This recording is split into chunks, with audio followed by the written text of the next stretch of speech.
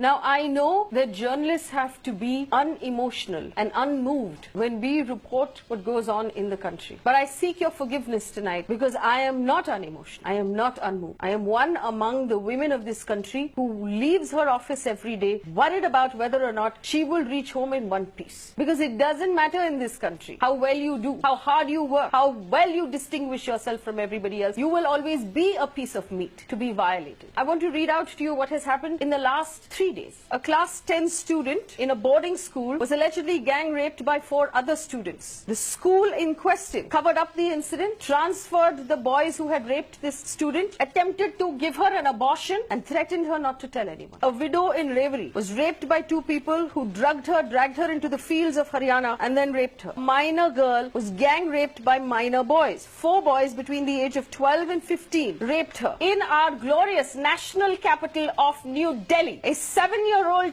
child was picked up by a neighbor. She was raped and a water pipe was inserted into her private parts. She was found bleeding on the street when a relative spotted her and brought her back home. She is now in intensive care. Her mother is a single parent who cannot afford her treatment. And let's not forget the young lady who was raped in Haryana, drugged, picked up and raped because she had done so well in her studies that nobody could bear to see it. Where is the outrage? Where are the leaders of our country? Where are the leaders of our states? Where are those people who show up during elections to ask us for votes? We are one half of this country. We are one half of the votes. We are citizens. We are not as important, obviously, right now as all of the other things that the government is focused on. When was the last time someone in government came out and talked about the problems we're facing, acknowledged that they are failing us, talked about how they're going to change anything? Look at the data. The Nirbhaya fund is not being used. The fast track courts are not being improved. We are not actually getting cops who will help us out. The cops are actually chasing after VIPs instead of providing us with basic security. We are not important. And this is not a question of politics. I don't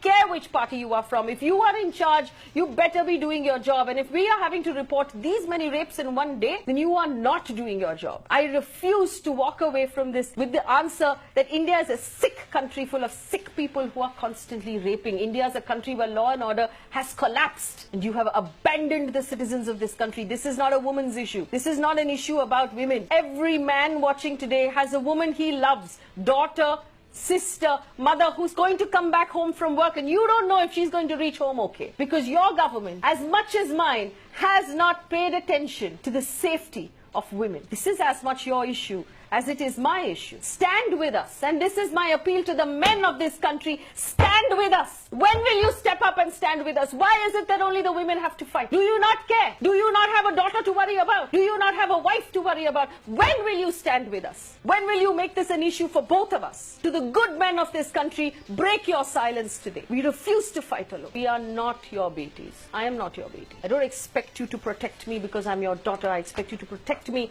and give me security because I am a tax-paying citizen of this country as equal as any other man, and that is what the Constitution gives me, equality and a right to life. You have no right to take that away from me with your lousy police, your lousy law and order system, and politicians who don't care.